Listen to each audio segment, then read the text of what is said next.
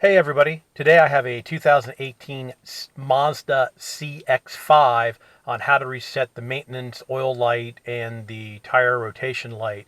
So this has push button start, so foot off the pedal, push the button twice. And what we're going to do is we're going to be using your controls down here in the center console, as you see, and this screen up here.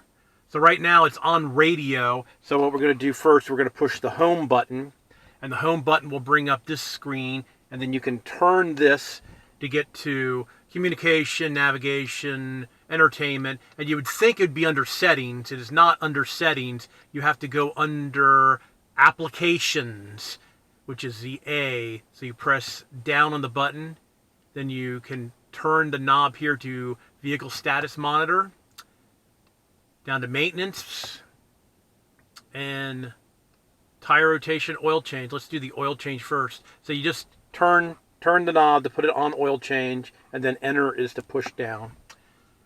So now we're here at the next screen, and distance reset. You can push reset. Are you sure you want to reset it? Turn it to reset and press enter, and it has reset it to 5,000 miles. So now you push the knob over to go back and press down. And then we do the tire rotation, go up to tire rotation, press enter, reset, press enter.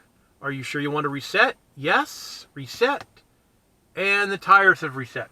All right, everybody, that's how you do the reset on a 2018 Mazda CX-5. You go to the home screen, you go to application, then you go to maintenance, and then it's right there. All right, everybody, thanks for watching. Please subscribe. Give me a thumbs up if you liked the video. And we'll see y'all later. Thanks.